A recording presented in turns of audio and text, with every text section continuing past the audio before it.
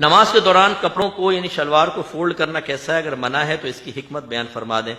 دیکھیں نبی کریم صلی اللہ علیہ وسلم نے الٹا کپڑا پہن کے نماز پڑھنے سے منع فرمایا، بعض روایتوں میں کپڑا گھرسنے سے منع فرمایا۔ گھرسنے کا مطلب یہ فولڈ کر لینا ہی ہوتا ہے۔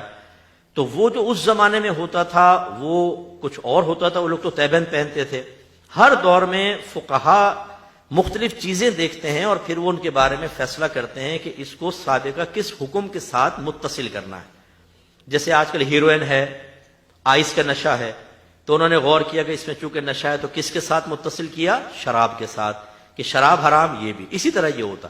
تو بہت سو نے یہی فتویٰ دیا کہ پائچے فولڈ کر لینا، شلوار کو گھرس لینا، آستین کو فولڈ کر لینا، اس سے نماز مکروہ تحریمی ہوگی، ٹھیک ہے نا۔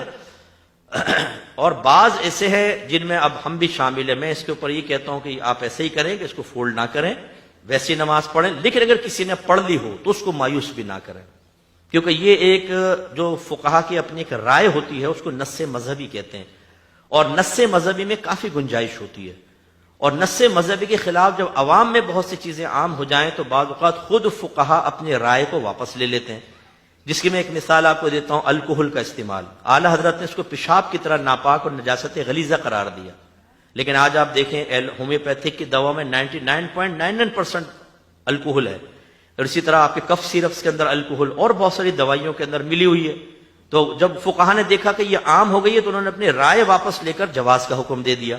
ایسی آرٹیفیشل جیولری جو عورتیں پہنتی ہیں، آپ دیکھیں پہلے لوہا پہن کر عورت کا نماز پڑھنا مکروہ تحریمی لکھا ہے فقہا نے، لیکن جب یہ بہت زیادہ عام ہو گئی تو اس میں بھی رعایت دی۔ ایسے ہی اس میں بھی ہے کہ آپ دیکھیں مسجد کے اندر، ہم کراچی میں دیکھتے ہیں جہاں خاص طور پہ آفیسز وغیرہ ہیں نا، وہ پینٹ شرٹ پہن کر آتے ہیں، وہ انہوں نے سنا ہوا ہے جی ٹخنے کھلے ہونے چاہیے۔ نماز میں میرے خیال میں آدھی سے زیادہ مسجد جو ہے پائچے فولڈ کر کے نماز پڑھ رہی ہے۔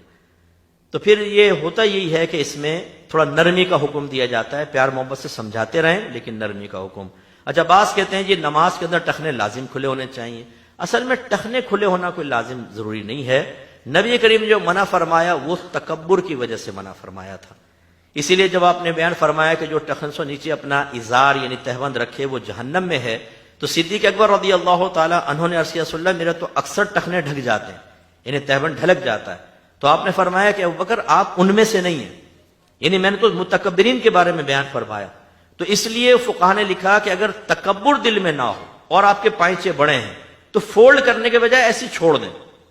زیادہ سے زیادہ نماز مکروہ تنزیہی ہوگی، اور مکروہ تنزیہی عمل گناہ نہیں ہوتا، اگرچہ آپ عادت بنا لیں، ٹھیک ہے، ناپسندیدہ ہوتا ہے، گناہ نہیں ہوتا، فولڈ نہ کریں، یہ بہتر ہے، ٹھیک ہے، تاکہ اختلاف علماء سے آپ محفوظ رہیں۔